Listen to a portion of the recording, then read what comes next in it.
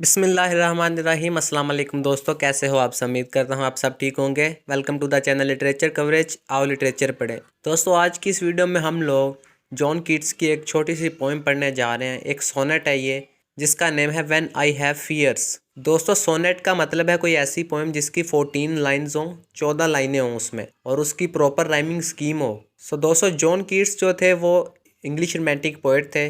Romantic poets में से John Keats की उम्र सबसे कम थी।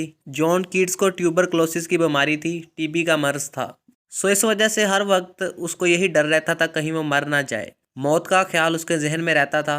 व्हेन आई हैव फियर्स ये पोएम जॉन कीट्स ने 23 साल की उम्र में लिखी थी, और इसमें भी उन्होंने मौत के बारे में बताया कि जब जॉन कीट्स को मौत का डर होता है। दोस्तों जॉन कीट्स 31 अक्टूबर 1795 में लंदन इंग्लैंड में पैदा हुए, और 23 फरवरी 1821 को तकरीबन 25 साल की उम्र में उनकी डेथ हो गई थी रोम में।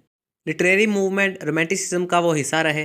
व्हेन आई हैव फियर्स ये एक एलिजाबेथन सोनेट है। इसको एयम्बिक पेंटामीटर में लिखा गया है। ये पोएम 22 से 31 जनवरी 1818 में लिखी गई थी, लेकिन जॉन कीट्स की डेथ के बाद 1848 में इसको पब्लिश किया गया। एक कलेक्शन थी life letters and literary remains of John Keats, इसमें इसको पब्लिश किया गया था ये पोएम जो थी। तो चलिए दोस्तों शुरू करते हैं इस पोएम को। पोएट कहता है when I have fears that I may cease to be. जब मुझको डर होता है कि मैं मर जाऊंगा। Before my pen has gleaned my teeming brain. दोस्तों ग्लीन्ड का मतलब है इकट्ठा करना, जमा करना, और डीपली अगर इसका मतलब देखा जाए तो इसका मतलब ये है कि दोस्तों समझो एक मकई का फील्ड है, कॉर्न का फील्ड है, और उसमें से जितना भी कॉर्न है ना वो इकट्ठा कर लिया जाए। इकट्ठा करने के बाद भी जो कुछ कॉर्न जो है वो बाकी बच जाए, वो इकट्ठा ना हो सके, उस बचे हुए कॉर्न को इकट्ठा करना ग्लीन्ड कहलाता है। और टीमिंग ब्रेन का मतलब है ख्यालात से भरा हुआ दिमाग। तो जब कभी पोएट को मौत का ख्याल आता है या डर होता है कि वो मर जाएगा, तो उसका जो कलम है, उसका जो पेन है, उसके दिमाग में भरे हुए ख्यालात को इकट्ठा करता है और पेज पर लिखना शुरू कर देता है। यानी कलम ने जो ख्यालात थे टीमिंग ब्रेन में, पोएट के भरे हुए दिमाग में, जिसमें बहुत सारे थॉट्स हैं, ख्यालात हैं, उनको ग्लीन्ड किया, इकट्ठा किया और पेज पर लिखना शुरू कर दिया। यहाँ मेंशन किया गया बिफोर हाई पाइल्ड बुक्स, यानी कि बहुत सारी किताबों में। यानी इतने पोएट के ख्यालात हैं, उसके माइंड में इतने ज़्यादा थॉट्स हैं कि किताबें लिखी जा सकती हैं, किताबों के ढेर लिखे जा सकते हैं। In charactery hold like rich garners the full ripened grain. दोस्तों गार्नर जो है वो गोदाम को कहते हैं, गोडाउन को कहते हैं, और फुल राइपन्ड ग्रेन्स का मतलब है पकी हुई फसल। तो जिस तरह से जो गोदाम है, जो अनाज का गोदाम है जहाँ पे फसल वगैरह रखी जाती है, वो बहुत सारा अनाज, पका हुआ अनाज स्टोर कर लेता है अपने अंदर। जो पोएट का माइंड है ना, टीमिंग ब्रेन, वो राइपन्ड ग्रेन की तरह है, फुल राइपन्ड ग्रेन, जिसमें बहुत सारे मैच्योर थॉट्स हैं, बहुत सारे मैच्योर थॉट्स इकट्ठे हुए हैं। और जिस तरह से अनाज रिच गार्नर्स में, गोडाउन्स में स्टोर हो जाता है, इसी तरह से पोएट के टीमिंग ब्रेन के जो ख्यालात हैं वो इतने ज़्यादा हैं, इतने मैच्योर हैं कि उनको बहुत सारी किताबों के अंदर लिखा जा सकता है। अगर वो थॉट्स लिखने शुरू कर दे, पोएट उसका पेन लिखने शुरू कर दे, तो बहुत सारी किताबों के ढेर इकट्ठे हो जाएं, ये मतलब है। दोस्तों ये कीट्स की ख्वाहिश थी, जॉन कीट्स की, कि वो बहुत अच्छा, बहुत मशहूर पोएट बने, अपना कोई नाम बनाना चाहता था वो शायरी की दुनिया में। जब भी उसको मौत का ख्याल आता है, वो चाहता है कि वो अपने मैच्योर थॉट्स, अपने ख्यालात बिल्कुल ऐसे ही स्टोर कर दे जैसे गोडाउन में बहुत सारा अनाज स्टोर किया जाता है। वो कहता है वह जल्दी जल्दी लिख ले ताकि दुनिया को पता चल जाए। अगर उसने लिखा ना और पहले ही मर गया तो दुनिया को पता कैसे चलेगा इसकी पोइट्री के बारे में। इस वजह से अपनी ख्वाहिश पूरी करना चाहता है, बहुत मशहूर पोइट बनना चाहता है जॉन कीट्स जो है। फिर पोइट कहता है when I behold upon the night starred. Behold का मतलब है ऑब्जर्व करना। पोइट कहता है जब मैं तारों भरी रात को देखता हूँ, ऑब्जर्व करता हूँ, मुशाहिदा करता हूँ, huge cloudy symbols of a high romance. दोस्तों रात का टाइम है तो सितारे आसमान पर ही निकलते हैं, तो आसमान पर बहुत सारे बादल बने हुए हैं, तो आसमान पर कुछ बादल भी हैं जो कि मुख्तलिफ सिंबल्स बनाते हैं। बहुत सारी सिंबल्स हैं क्लाउड्स की शेप में, तो जो क्लाउड्स हैं वो अपनी शेप्स बार बार चेंज करते हैं और पोएट उनको मुख्तलिफ रोमांटिक मीनिंग्स दे देता है। बहुत बड़े बड़े क्लाउड्स हैं और बहुत सारे स्टार्स हैं। हाई रोमांस का मतलब है कि नेचर के बारे में, यूनिवर्स के बारे में बात करना और बहुत सारे राज जानने की कोशिश करना, जो कि पोएट हम जानते हैं कि आसमान को देख के, सितारों को देख के तलाश करने की कोशिश कर रहा है। जो बादल हैं, जो स्टार्स हैं, वो पोएट को थीम्स दे रहे हैं, बहुत सारे मौज़ूआत दे रहे हैं, बहुत सारे ख्यालात दे रहे हैं पोइट के दिमाग में। बहुत रोमांटिक सा मंजर लगता है जॉन कीट्स को। फिर पोइट कहता है and think that I may never live to trace their shadows with the magic hand of chance. Poet कहता है कि हो सकता है मैं ज़्यादा देर जिंदा ना रह सकूं, और जब जिंदा ही नहीं रहूँगा तो इनके क्लाउड्स के जो शैडोज़ हैं, जो स्टार्स हैं, इनकी जो मिस्ट्रीज़ हैं, इनके जो राज हैं, उनको मैं कैसे कवर करूँगा, कैसे जानूंगा। मैजिक हैंड का मतलब है कि पोइट के पास बड़ा स्किलफुल हैंड है और बाई चांस ही बहुत सारी चीज़ें पोइट जान लेता है इससे।